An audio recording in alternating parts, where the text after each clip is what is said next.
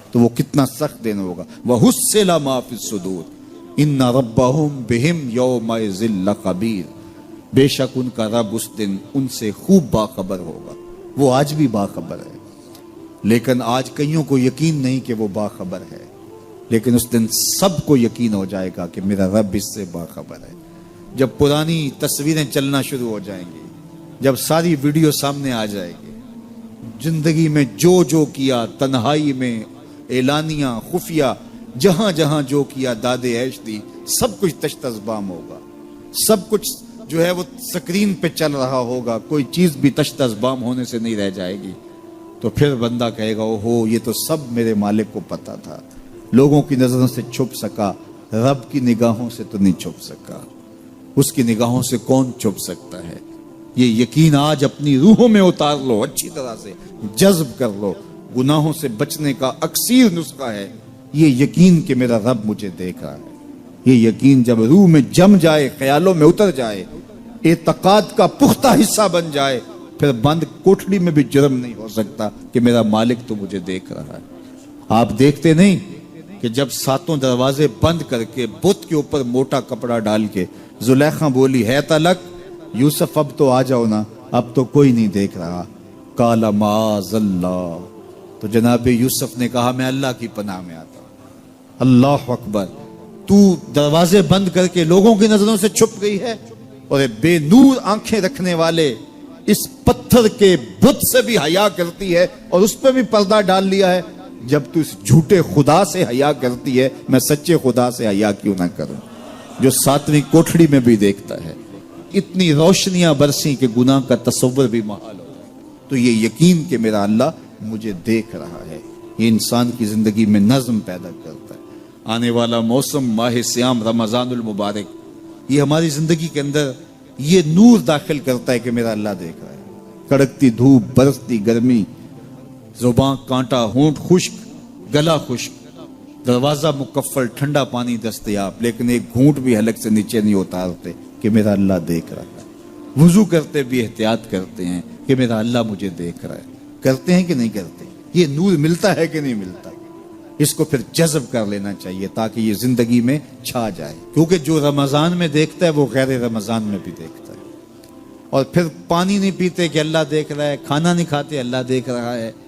لیکن جب آنکھ بھٹکتی ہے تو اس وقت اللہ نہیں دیکھتا. جب خیال بہکتا ہے تو اس وقت اللہ نہیں دیکھتا. رشوت میز کے اوپر سے لے رہے ہوں یا نیچے سے لے رہے ہوں تب نہیں اللہ دیکھ رہا ہوتا. اللہ صرف کھانے اور پینے کو دیکھ رہا ہوتا ہے. یہ جو ایک نور آیا ہے اس کو جذب کر لیں، پوری زندگی میں پھیلا لیں.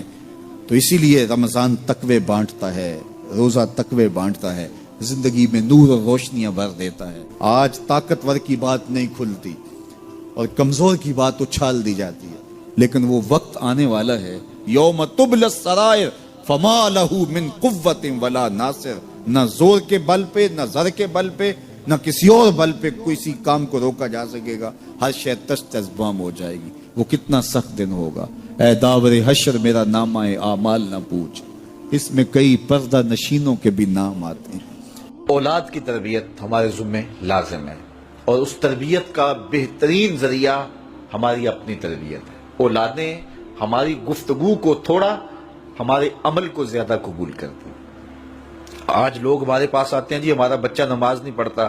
چلو ہم نہیں پڑھتے، یہ تو پڑھے. تو میں کہتا ہوں یہ کیوں پڑھے؟ جب تم مصلی بچھاؤ گے تو یہ بھی بچھائے گا.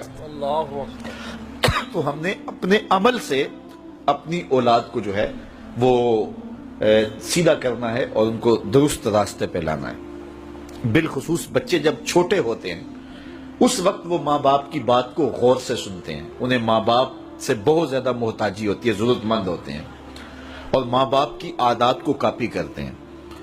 اور عموماً ہم بچوں کو اس عمر میں توجہ نہیں دیتے. 4 سال سے لے کر کے 8-9 سال تک کی عمر کا بچہ انتہائی توجہ کا مستحق ہے کہ ماں بھی توجہ دے، باپ بھی توجہ دے. اس کے بعد پھر آہستہ آہستہ وہ مانوس ہونے لگتا ہے اپنے دوستوں سے، اور بالخصوص 12-13 سال کے بعد وہ مانوس ہو جاتا ہے اپنے دوستوں سے. پھر اس نے جو سیکھنا ہے وہ دوستوں سے سیکھتا ہے. اگر دوست اچھے ہوں گے وہ اچھائیاں سیکھ جائے گا، اگر دوست برے ہوں گے تو وہ برائیاں سیکھ جائے گا. اس وقت ہم پریشان ہوتے ہیں کہ ہماری اولاد ہمارے پاس بیٹھتی نہیں ہے. اصل اس کی اب بیٹھنے کی عمر نہیں رہی، کیونکہ وہ تمہارے ہم عمر نہیں ہے کہ تمہارے ساتھ بیٹھیں، اور اب وہ بچے بھی نہیں رہے تو وہ اپنی ہم عمر نسل کو تلاش کریں گے.